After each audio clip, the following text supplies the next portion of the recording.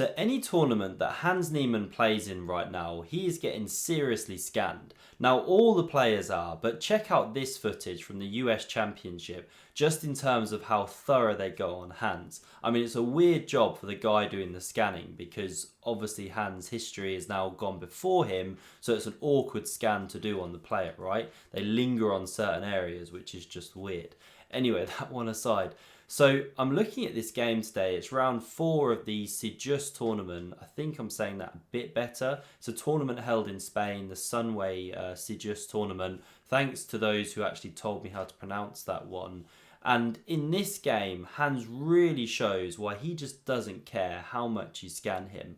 And I want to give you a bit more information on that statement as well towards the end of the video, because Hans has just done something in the last 4 rounds which takes him to a new level with his chess. Can he stay there? So more on that one later. Let's check out this game. So he kicks off with d4, d5 on the board. By the way, his opponent here is Sanal Vahap.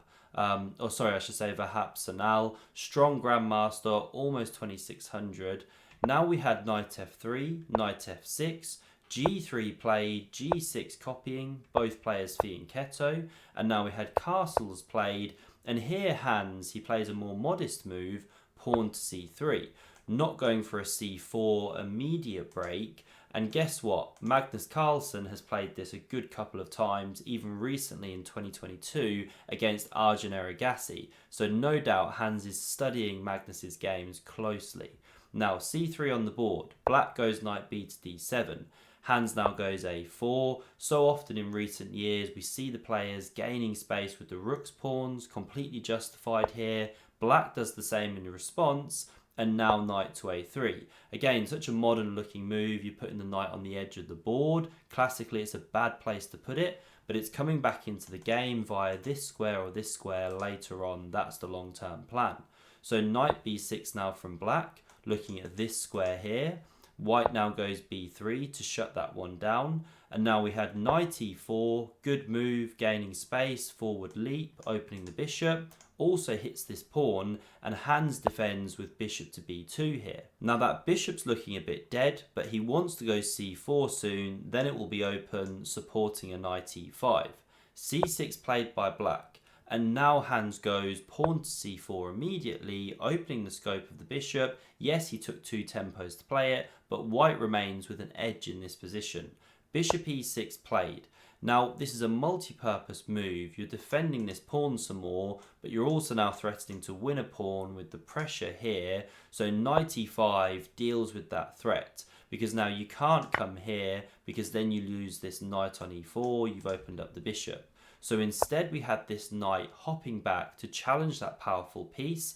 And now this is a really instructive moment for the white player. So if you capture the knight on d7, queen recaptures, and you've massively helped black solve their opening problems, because now you've cleared one of the minor pieces that was trying to occupy the same square as this one, plus you've opened the bishop, activated the queen. But what Hans does is drop the knight back. If you're the side with more space, as white is here, then you generally want to keep pieces on the board, keep your opponent cramped. And this is what we see now with the knight coming to f6. It now blocks the bishop and can't hop to the square where the other one is sitting. So knight f4 from Hans, he hits this bishop, and this is an interesting moment. I mean, you can come to f5 immediately with that bishop. We have it dropping back here, then after takes on d5, pawn recaptures. You have to take with the pawn, by the way, to keep this one protected. You can't go with the knight. Well, now after knight b5, using the weakness of the last move, then the bishop bounces back out to f5. So black's lost the tempo there, really. Having said that, it's not the kind of position where it's such a big deal. You know, you haven't got kings on opposite sides of the board where every tempo is crucial as you attack the enemy king. Rook c1 played, takes the open file. Rook c8 now from black. We see an exchange here, queen recaptures, and now the other classic pawn break from white in these positions, pawn to f3. Yes, you open some weaknesses here towards the king, but you have to actually do this one to then prepare e4, gain some space, play for an advantage. Now the knight drops back to d6, and again, this is a really interesting moment. If you capture here, this is a mistake, because after pawn recaptures, you've actually helped black because you've gotten rid of this dodgy knight which had no forward jumps. It was really cramped. And black's the first one to this open c-file, trained with the bishop. Plus, although they're doubled, if white ever goes e4, if they can arrange that, you're going to be undoubling, etc. It's just not so great. So knight c3, absolutely the best move, puts pressure on this pawn, and it's really uncomfortable to actually defend that pawn adequately. For example, if you go e6 straight away, well then you're running into g4, that kind of problem piece bishop which has been bouncing back and forth. Now black does have g5 here, and the game could go something like this. Taking is best for black. You don't want that knight hitting e5, possibly even c5. Queen captures, you've picked up the bishop pair, and you've got a better pawn structure. So that's why no e6 was played. Queen c6 instead covers the pawn, but now g4 anyway from Hans. And this is the kind of play I really love about his style. Not afraid to throw pawns, play kind of double-edged chess to push for that initiative, for that advantage here. So the bishop attacked, but great move by black. Bishop to h6, counter-attacking on this knight. And now it was defended with this pawn coming to e3, and now this bishop drops all the way back to c8. Could have gone to d7, but okay, goes to c8, and we'll see the idea. Black wants b6, bishop a6, reactivating. Queen d3 from Hans, he activates his queen. And now again, we see an interesting moment, because as black, you'd maybe like to go e6 here and defend that pawn, which is a long-term weakness, attacked by the knights, etc. But then Hans can go rook c1. If the queen moves off the file, say to b6, well now bishop a3 is pretty uncomfortable. Yes, you can defend, but this bishop's just looking really entombed now. White can just slowly build pressure. So I understand why black here went pawn b6, then after rook c1, drops the queen back, bishop a3 and bishop a6 nudges back the queen, because at least in this whole setup for black, you know, they've activated those pieces a bit more. Now they've still got this problem knight, but okay, they're challenging the file, etc. However, there's long-term problems for black with this pawn, because e6 is now really hard to arrange. Look at this knight, it's a problem, it's undefended, the bishop is trained on it. So h4 now from Hans, very instructive, playing on both sides of the board. g5 is a threat, and dropping the bishop back is no good here. You're going to be losing this pawn long term. I mean, you could kick with g5 immediately, you could even take first, all really good for white. So takes here was played, best move, pawn recaptures, and now rook c6 was played. And again, this is connected with trying to play e6, so you now protect the knight, you prepare e6, but no time for that. Hans takes the bull by the horns. Can you guess the move he played here?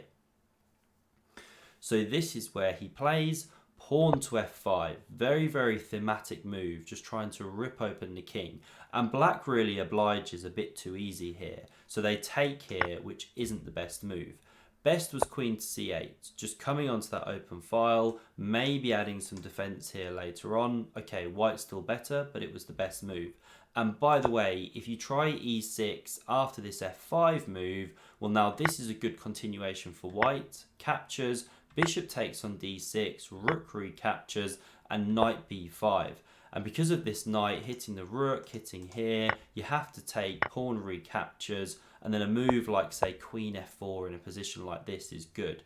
You can see white's on the open file. This pawn is a massive thorn in the black side. Queen's activated, g5 coming. This is really horrible to play. So no e6, f5 played, pawn captured here. And now we see the rook coming to e1. Brilliant move from Hans, daring black to hang themselves, by the way, because if you capture on g4, pawn recaptures, and then you go pawn hunting, well, queen g5 check literally wins a piece. That's terrible. You can even take here as an even stronger move. You know, the whole thing is just collapsing. Look at this pawn, all the pieces are trained on it, etc. This is really, really bad. So we didn't have an extra pawn grabbed. Black went queen d8, covering this pawn which was just attacked, and now we see g5, kicking this knight about. It comes to h5, and now Hans takes on d5. He finally picks up that pawn. Now we see e6, but unfortunately the pawn has dropped, but this is really instructive. So Hans now goes wrong. I mean, this is a swing of about 4 points when you're running it with a computer. So he should go knight e3. And now if black goes f4, which is a very thematic move here, not just to gain space and create outposts for the knights, but also so you can go knight f5 soon, well now knight g4 comes. And from g4, it's got some really, really nice jumps around the king. This is just the best way for white to play. Plus, the other key thing about going to e3 and not c3, which Hans plays, is now you don't run into this problem, which black didn't find, but would have brought them way back into the game. So the move is pawn b5. Now, when the knight's on e3, there's no threat to go b4 here, forking two pieces, so you'd have time to go d5 here if black went b5 and your knight's on e3, and you'd have a good game. But with the knight on c3, you're forced to take here, no time for d5. And that's a problem, because this problem knight comes into the game. You could get a line like this. Now when you go d5, which is the best move for white, trying to open the e-file for the rook, etc., well, black's just way back in it. The computer gives a small edge for white, but I would say almost black has the easier kind of position to play. The knight potentially hopping in, the bishop more active than this one, and so on. So really double-edged. b5 was a shot, but it was missed. Pawn f4 was played. The time's low, of course, as well. 3 minutes for black, so can't criticise. d5 now from white. Hans kicks on with that pawn. Now we had knight f5 coming into here. By the way, if you capture, you're just activating this knight in a horrible way. Look at all these squares. Game over, really. The bishop can come like this as well.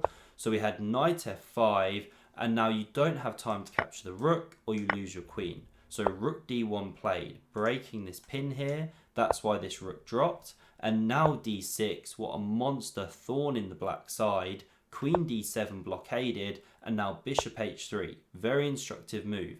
Activating that dead piece, hitting this knight, so it moved into e3 here, and now we see rook to c1. So coming to that open file, jumping away from the knight, bishop b7 came back, looks at this pawn, and now knight e4 covers the attack and also opens up tension here.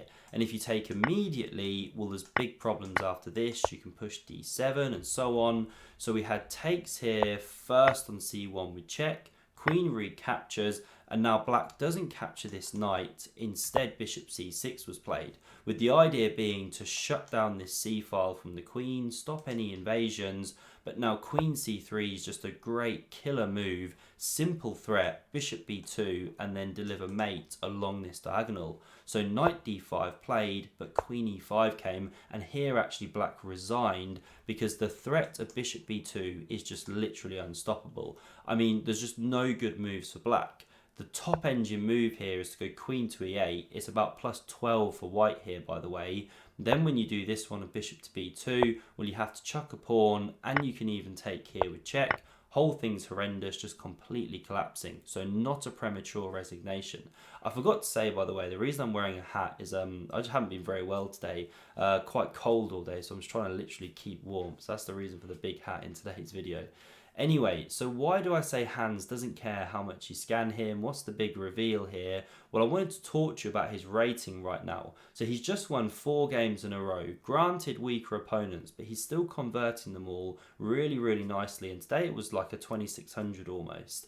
And this has now brought him back into the 2700 club. So this is his live rating on screen here. Moves up to world number 37. Now, if he can maintain this through December, then he'll be in a strong position on the January ratings when they get released. And obviously, the higher up in the world you go, the more likely you are to get invited to the more elite tournaments. However, having said that, you've got the whole Magnus problem. But by the way, we've got the Rapid and Blitz coming up in December. Hans is playing in that, so is Hikaru, so is Magnus. So that's going to be absolutely fascinating if they get paired together.